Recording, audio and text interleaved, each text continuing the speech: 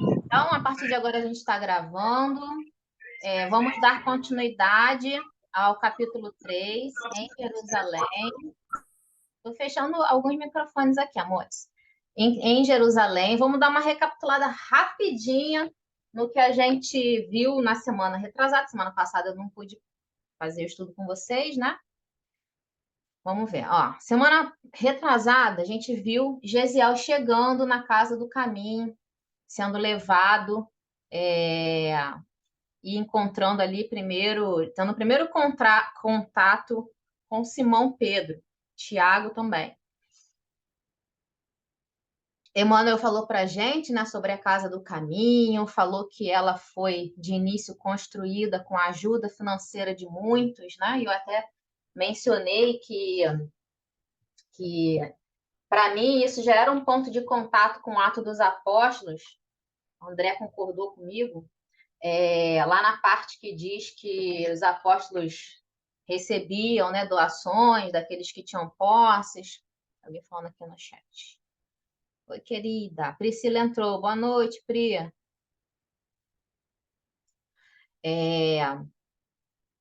Só que Gesiel chegou muito, muito doente, ficou ali acamado, mas ao mesmo tempo ele ficou observando as ações de Pedro, né, e dos demais companheiros dele ali, e achou muito curioso o acolhimento que eles faziam, porque eles não eram acostumados com isso, né? E tão logo, tem mais alguém entrando aí, tão logo ele melhorou, conseguiu levantar. No momento, Emmanuel fala que no momento do delírio da febre, ele citava muitos trechos de Isaías, e aí isso trouxe, né, a curiosidade de Pedro, quem seria aquele jovem que trazia tão vivo no seu coração os ensinamentos dos antigos profetas. E tão logo Gesiel levantou, Pedro arrumou um jeitinho de chegar ali perto dele, né, e começou a conversar com ele de uma forma ali muito acolhedora. E perguntou para ele, né, como que ele sabia tanto dos textos sagrados, e ele falou que, que o pai dele, né, é, ensinou, né, a família e educou a família nos ensinamentos. E aí interessante que Pedro fala assim, ele gostava tanto de Isaías, né, e era tão altamente dedicado ao estudo de Isaías, ele pergunta, porque era justamente as passagens que Gesiel ali no delírio falava. E aí ele falou, ó, estudava sinceramente todo o testamento, sem preferência, meu pai, né, que ele está falando de José.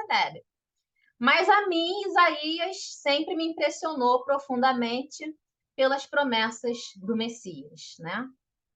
Aí a gente falou aqui sobre as tribos, né? Que ele falou que ele era descendente da tribo de Sacar, se não me engano, né? Sacar. Aí o André ajudou a gente aqui e explicou para a gente sobre as duas tribos de Israel, né? Depois se separaram, viraram as tribos do norte e as tribos do sul, da onde veio a terra de Judá, enfim. E Simão Pedro esboçou um sorriso de viva satisfação, que a gente terminou nesse trecho aqui semana passada. E falou para ele: Você não sabe que o Messias já veio? E aí Gesiel tomou um susto e falou: Como assim? Aí Pedro perguntou: Você nunca ouviu falar de Jesus de Nazaré? E ele nunca ouviu falar desse Jesus? Pois o profeta Nazareno já nos trouxe a mensagem de Deus para todos os séculos.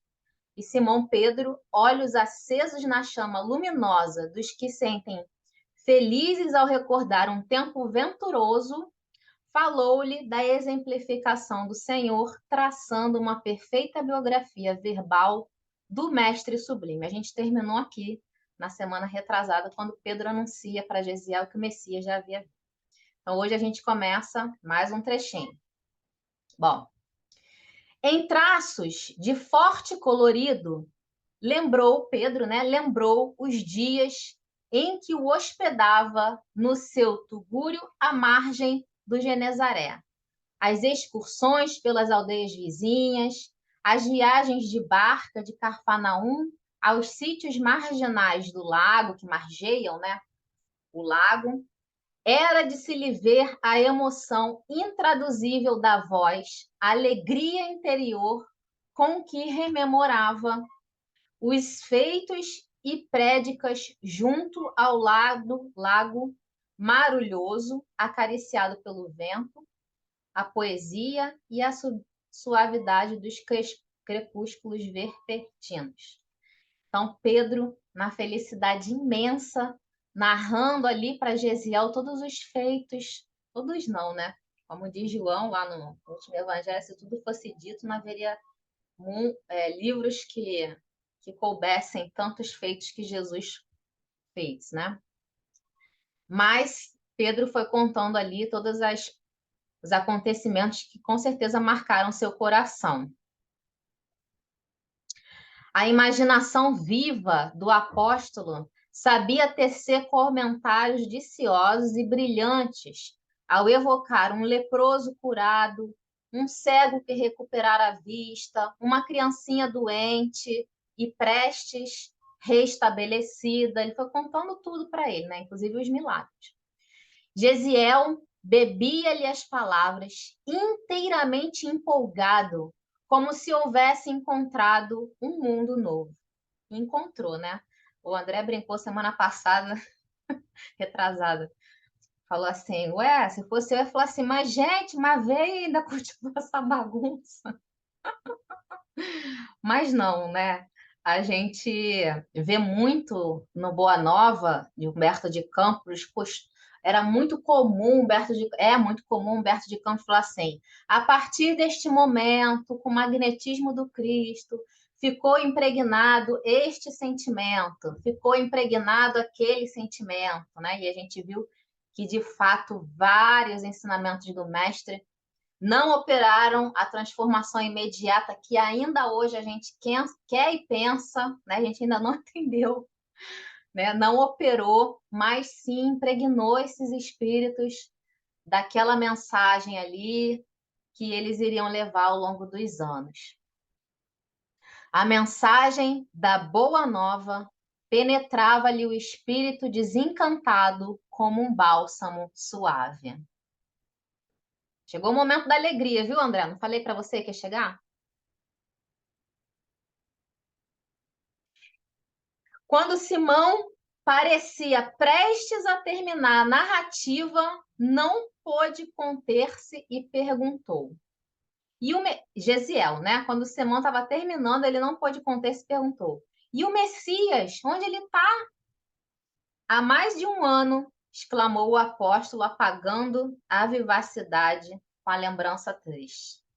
Há mais de um ano foi crucificado aqui mesmo em Jerusalém, entre os ladrões. Nesse momento, Gesiel deve ter tido um susto, né? Em seguida, passou a enumerar os martírios pungentes, as dolorosas ingratidões de que o mestre fora vítima, os ensinos derradeiros e a gloriosa ressurreição do terceiro dia. Depois, falou dos primeiros dias do apostolado, dos acontecimentos do Pentecostes e das últimas aparições do Senhor no cenário sempre saudoso da Galiléia distante. Então, ele foi falando ali de todos os acontecimentos, né, da aparição no terceiro dia, até a ascensão, provavelmente. Tem alguém entrando aqui.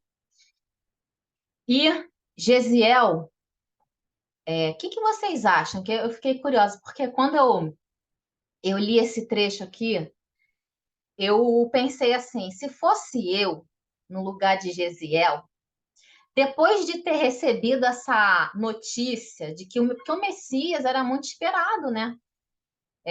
Por todos. Se eu recebesse essa mensagem, essa notícia, que o Messias já tinha vindo, já tinha efetuado todas essas proezas, curas, né? Demonstrando que de fato era o Messias prometido. E no momento seguinte, a Pedro falasse assim, mas ele foi crucificado injustamente entre os ladrões. Qual seria o sentimento de vocês?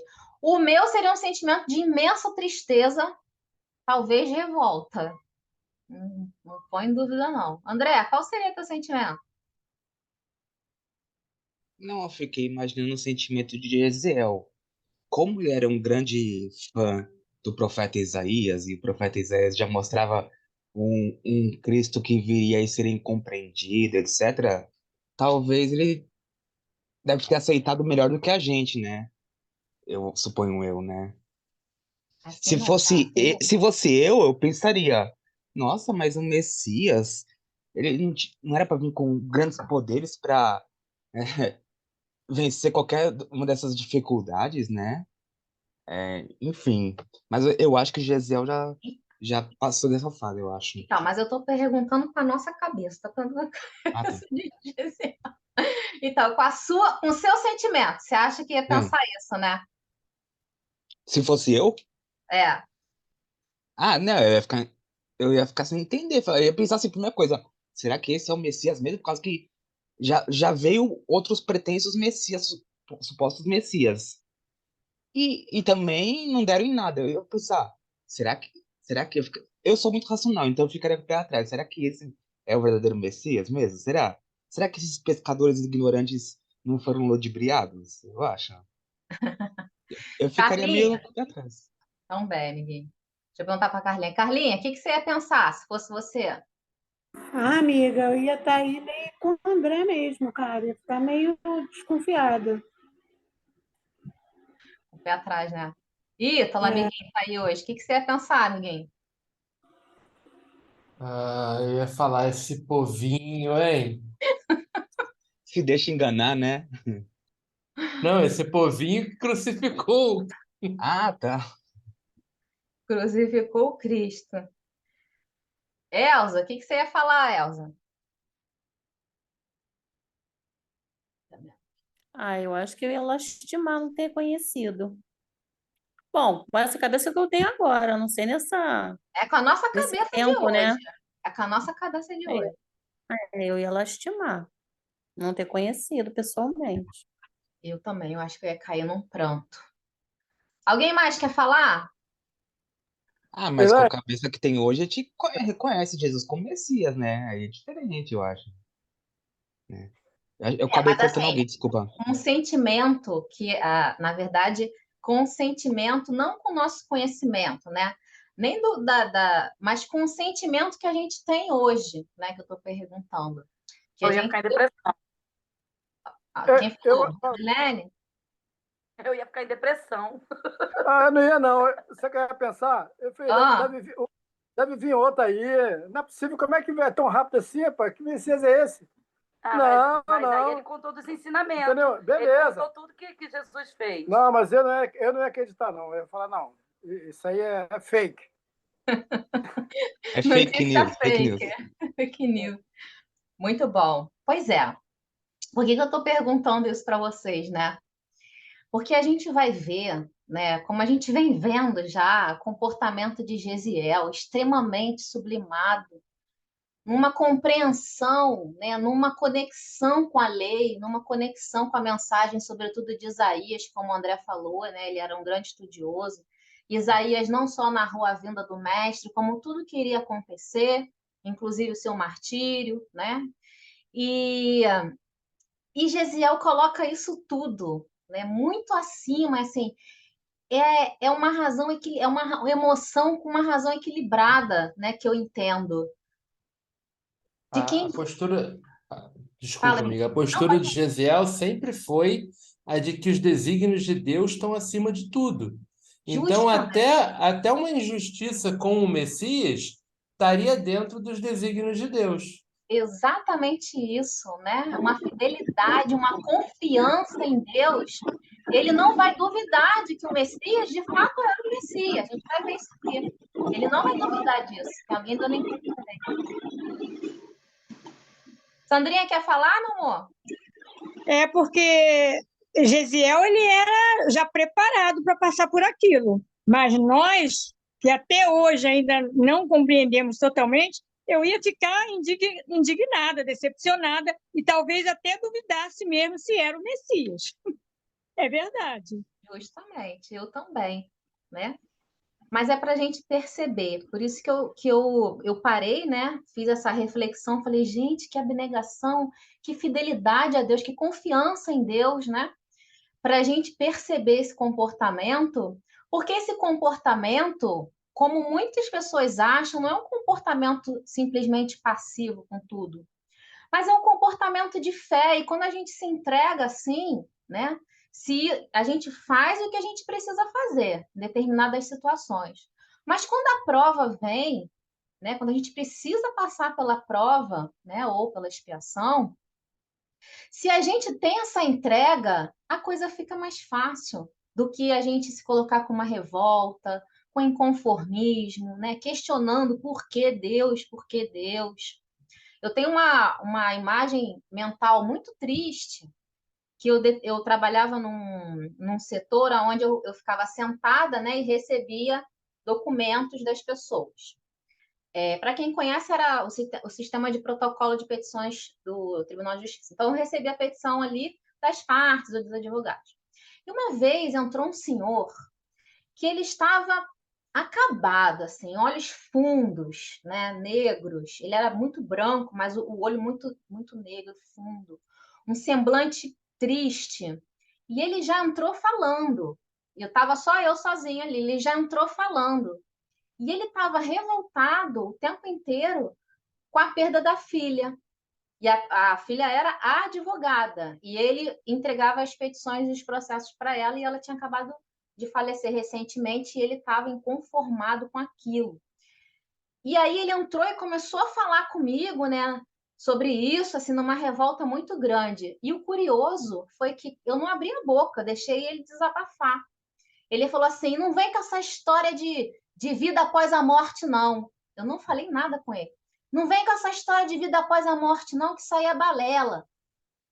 Aí, quando ele conseguiu parar de falar, né, eu falei assim: ô, Senhor, mas tenha fé em Deus, né? Que Deus? Não tem isso. Deus tirou minha filha, enfim.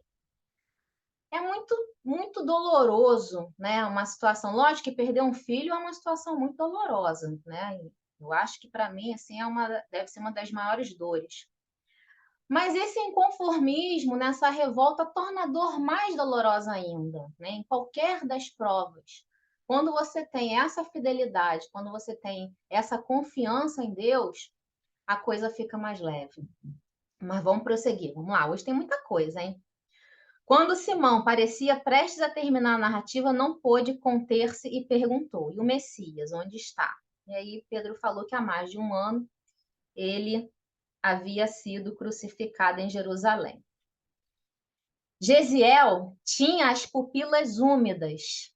Aquelas revelações sensibilizavam-lhe o coração como se houvesse conhecido o profeta de Nazaré. Ou seja, ele vivenciou ali uma energia como se ele de fato tivesse conhecido, né, o mestre. Tem gente falando aqui no chat, deixa eu ver. O Ricardo falou, ó, eu acredito, neste momento, eu perguntasse e ainda pergunto, como deixaram fazer isso? Mas como provavelmente eu estava lá, tenho que me perguntar como deixei. Muito bom, Ricardo, todos nós, né? Como deixamos. A Juliette falou, ficaria chocada, sem entender como isso seria possível. Muito bom. E ligando o perfil deste aos textos que retinha de cor, enunciou quase em voz alta, como se falasse consigo mesmo. Ou seja, de imediato, ele fez o link com a narrativa que Pedro estava fazendo com a passagem de... Oh, meu Deus, a gente acabou de falar. Isaías. Levantar-se-á como um arbusto verde na ingratidão de um solo árido, carregado de opróbrios e abandonado dos homens, coberto de ignomínias, não merecerá consideração. Será ele quem carregará o fardo pesado de nossas culpas e sofrimentos, tomando sobre si todas as nossas dores. Pareceria um homem vergado sobre a cólera de Deus, humilhado e ferido, deixar-se-á conduzir como um cordeiro, mas, desde o instante em que oferecer sua vida, os interesses do Eterno hão de prosperar nas suas mãos. Tá tudo ali ou não tá? Tá tudo em Isaías ou não tá? Incrivelmente tá, né? Por conhecer, como o André falou, por conhecer Isaías profundamente, por confiar nos antigos profetas, né? E por confiar em Deus, Gesiel não duvidou. O curioso é que os discípulos, né, não eram diferentes, porque eles conheciam também os textos, todos eles, né? Os fariseus, sobretudo. Os fariseus por outros motivos, né? Tinham interesse em não perder o poder. Mas os discípulos, a multidão que ficou amedrontada depois, também conheciam, né? Mas não tinham na alma, como Gesiel tem. Uma coisa é a gente conhecer, outra coisa é a gente ter aquela verdade impregnada na nossa alma. E eu me reconheço nessa condição. Uma coisa é o que eu estudo e conheço, outra coisa é a minha atitude diária, que ainda, ó, não é perfeita, né? E está longe de ser. E assim somos nós também, né? Vamos lá, alguém quer falar alguma coisa? Não, é isso que você falou mesmo, né? Acho que mais do que ele conhecer com o cérebro, ele conhecer com o coração, né? Aí é nosso propósito aqui nesse estudo, em todos os estudos, né? Mais do que conhecer com o cérebro, é conhecer, sentir, né? É sentir. Porque é dessa forma que se opera a verdadeira transformação do espírito. Quando aquele ensinamento impregna de fato no nosso ser, né? Às vezes por uma dor extrema, às vezes por uma condição de amor extrema.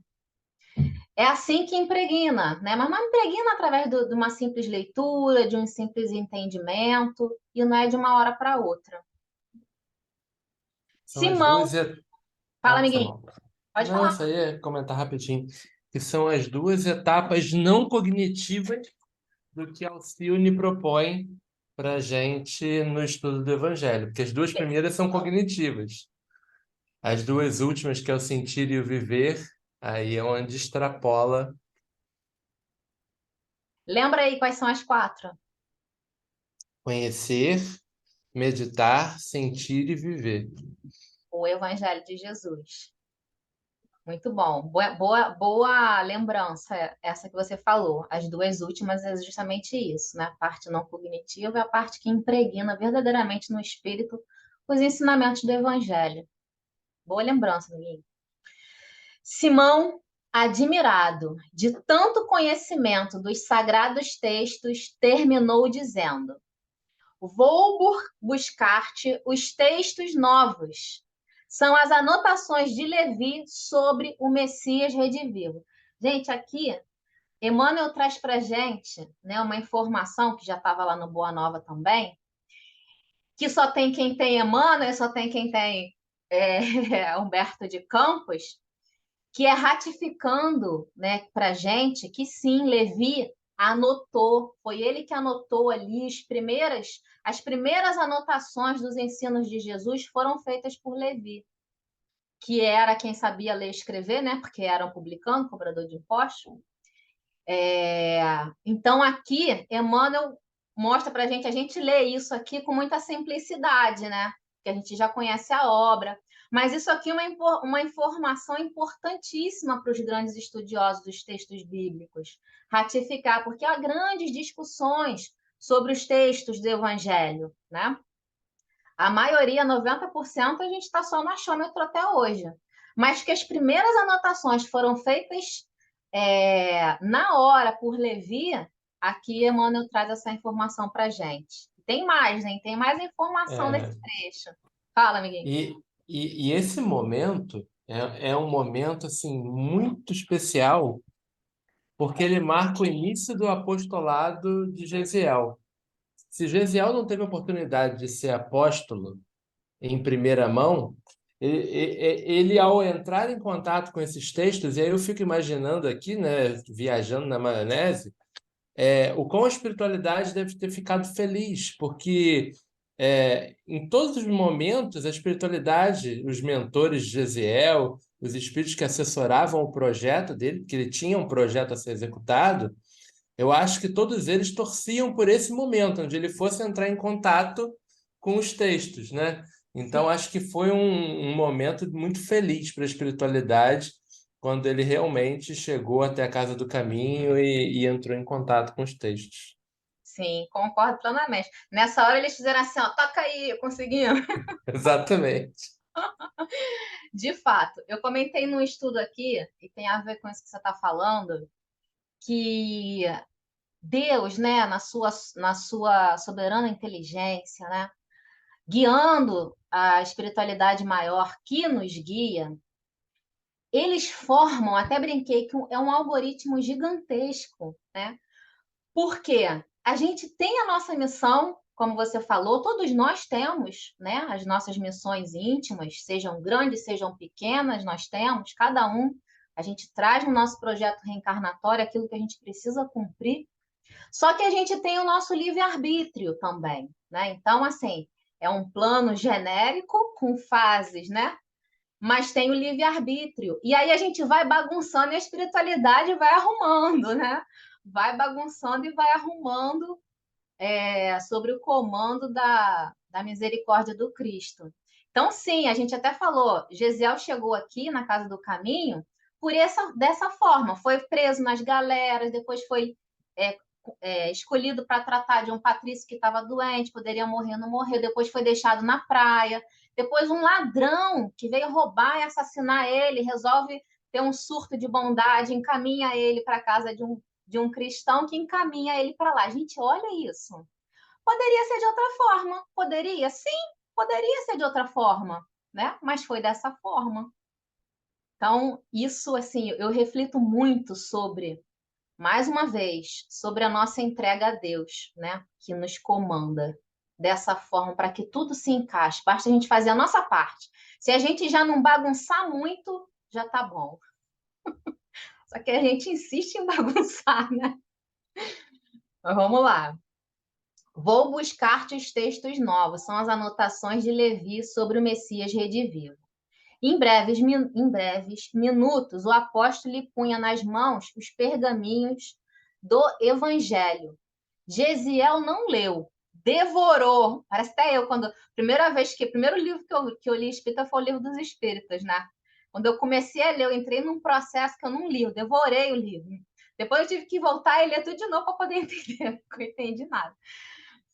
Mas ele devorou, assinalou em voz alta, uma a uma, todas as passagens da narrativa, seguido pela atenção de Pedro, intimamente satisfeito. Então, Pedro vendo ali a felicidade dele, né? Imagina essa cena, gente. Gesiel, como o Ítalo falou, iniciando ali o contato dele com os apóstolos, tornando-se um deles, tendo contato novamente com o Evangelho de Jesus, né? Porque com certeza ele já conhecia, porque não é o Evangelho do nosso planeta Terra, é um Evangelho de Deus, é um Evangelho planetário, fala do amor, como o Pedro vai falar mais à frente. Então, imagina a felicidade que o coração dele sentia e no inconsciente também o espírito entrando novamente em contato com essas belezas, essas maravilhas. Terminada a rápida análise, o jovem advertiu: encontrei o tesouro da vida, preciso examiná-lo com mais devagar, né? Mais vagarosamente, com mais cuidado. Quero saturar-me da sua luz. Isso é muito, muito significativo ele falar isso. Quero saturar-me da sua luz. Pois aqui presinto a chave dos enigmas humanos. Ele está afirmando, né, uma coisa que a gente, quando estuda os textos, a gente percebe, primeiro a gente escuta, depois a gente percebe muito, né? Que Jesus veio para elucidar, aclarar, trazer amplitude para os textos do Antigo Testamento. Então, ele já conhecia os textos antigos, né? E aqui ele diz, agora me são elucidados enigmas. Por quê? É a mesma, não sei vocês, Mas foi o mesmo sentimento que eu tive quando eu conheci a doutrina espírita, né? Eu falei assim, nossa, aqui está a chave para entender o que eu não entendia antes. Está tudo aqui, né? E esse foi o pensamento de Gesiel em relação aos textos antigos que ele já tinha, mas que faltavam, né, algumas chaves ali do entendimento. Alguém quer comentar? Eu quero falar uma coisa, vou tentar falar sem dar nenhum spoiler. Mas eu vou deixar um gancho para a gente poder conversar daqui a umas 30 reuniões, eu acho que a gente vai estar chegando nessa outra parte, que é, percebam o quanto ele, a partir dali, que ele elenca isso como o tesouro mais precioso da vida, que ele elenca isso como uma coisa que ele vai se saturar daquilo, que ele elenca isso como chave, ele vai pesquisar aquilo, que ele vai transformar aquilo ali, a vida dele, num grande projeto desse apostolado que eu falei.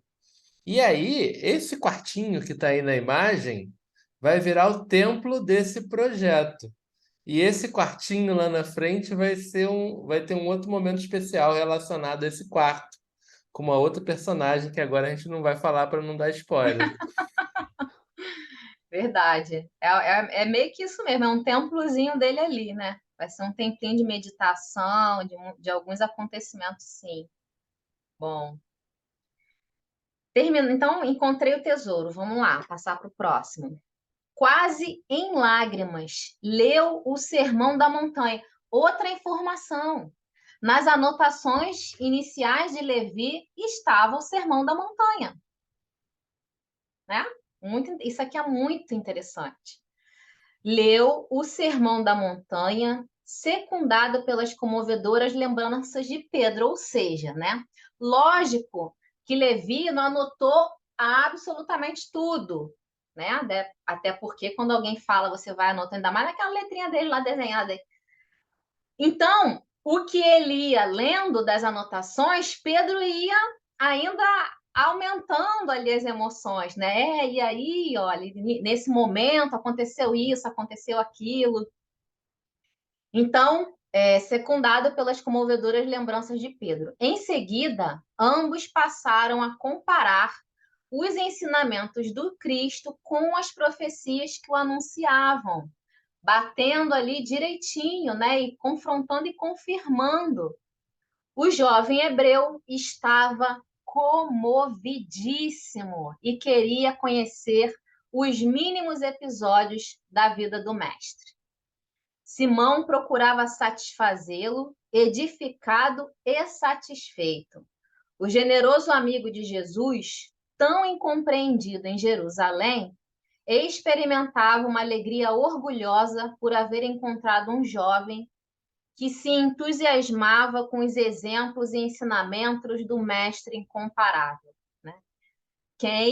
Qual professor, evangelizador, pai, mãe, seja lá a condição que for de passar uma mensagem, um ensinamento, quando você vê aquele a quem você está passando interessado, que alegria que dá, né?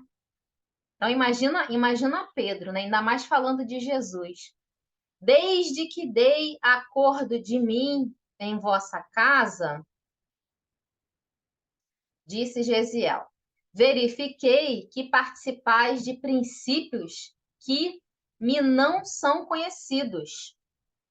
Tanta preocupação em amparar os desfavorecidos da sorte representa uma lição nova para minha alma. Os doentes que vos abençoam, qual o faço agora, igual a eu, né? Igual a mim fazendo isso agora com você, são tutelados deste Cristo que eu não tive a ventura de conhecer.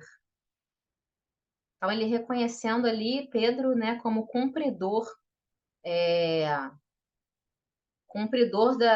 do verdadeiro comportamento, né, cristão e acolhedor. O mestre amparava todos os sofredores e nos recomendou que o mesmo fizéssemos em seu nome, esclareceu o apóstolo enfaticamente.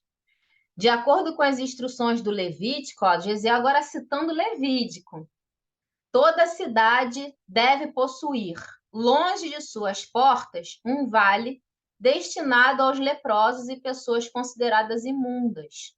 Entretanto, Jesus nos deu um lar no coração daqueles que o seguem. Ele lembrando, né? A gente falou, eles não tinham o hábito de acolher no sentido que a gente conhece de acolhimento. Zero, não tinha importância. A importância deles era afastar o máximo possível, né?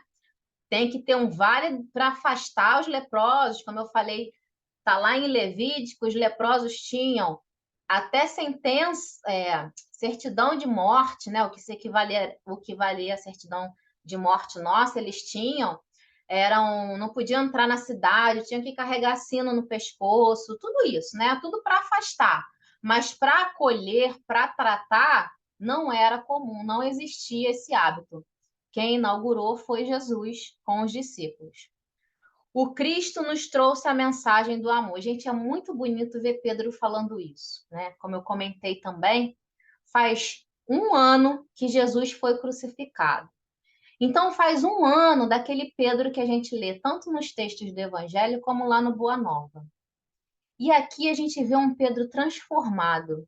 O Cristo nos trouxe a mensagem de amor, acolhendo, sem saber, né, de onde vem, sem saber se era judeu ou não, sem saber se era cumpridor das leis ou não. Ele não questionava mais isso, ele só queria acolher. Completou a lei de Moisés, inaugurando um novo ensinamento. Completou a lei de Moisés, inaugurando um novo ensinamento. Não é derrogando os ensinamentos que já existiam, mas é acrescentando, inaugurando, trazendo um novo ensinamento. A lei antiga é justiça, mas o evangelho é amor. Enquanto o código do passado preceituava o olho por olho, dente por dente, o Messias ensinou que devemos perdoar 70 vezes 7 vezes. E que se alguém quiser tirar-nos a túnica, devemos dar-lhe também a capa. Fazendo várias citações, né? Isso daí acho que é Mateus 5. Mateus 5,40. Ele acabou, essa citação dele aí tá em Mateus 5,40. Se alguém quiser tirar-nos a túnica, devemos dar também a capa. Bom, aqui a gente já vê, como eu falei, Pedro já com comportamento completamente diferente, uma amplitude muito grande do conhecimento das mensagens do Cristo, que na época ele não conseguia compreender. Deixa eu ver que horas são. Gesiel sensibilizou-se e chorou. Aquele Cristo amoroso e bom, suspenso na cruz da ignomínia humana, era a personificação de todos os heroísmos do mundo, como se aliviava ao analisá-lo. Sentia-se bem por não haver... Olha isso, gente. Olha essa passagem aqui, olha esse pensamento de Gesiel, né? Sentia-se como se aliviava ao analisá-lo, né? Sentia-se bem por não haver reagido contra o despotismo de que fora vítima. Eu sou o contrário, né? Eu olho para trás e falo assim, ai, meu Deus do céu, por que eu reagi? Senhor do céu, de novo.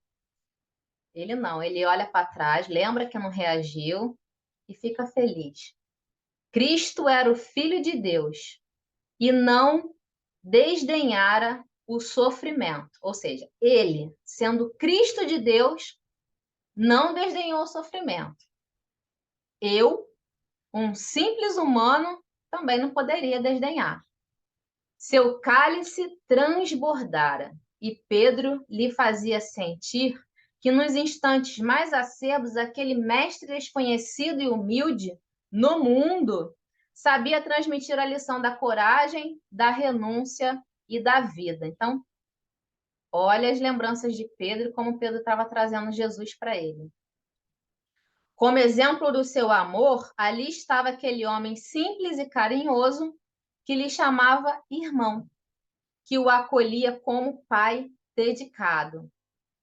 É você conseguir ver, né? É aquela frase que fala, o exemplo é o que arrasta, né? Não é as palavras, não é a palestra que é dita, é o exemplo.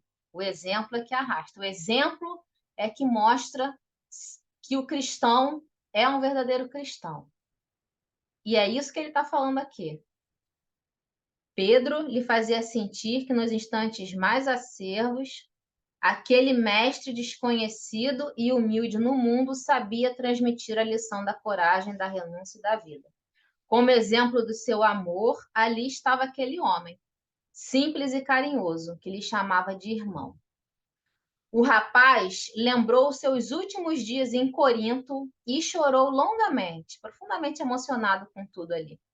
Foi aí que, abrindo o coração, tomou as mãos de Pedro e contou-lhe toda a sua tragédia, sem nada omitir e rogando-lhe conselhos. Por quê?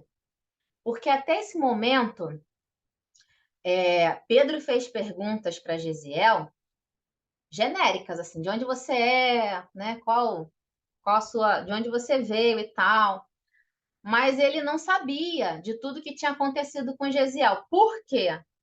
Porque Gesiel prometeu a Sérgio Paulo, aquele patrício que ele cuidou, que foi o responsável por ele estar liberto, que ele não contaria para ninguém aquilo ali. E ele fielmente cumprindo. Então, até agora, ele não falou nada sobre isso para Pedro, nem para ninguém que estava ali na casa do caminho.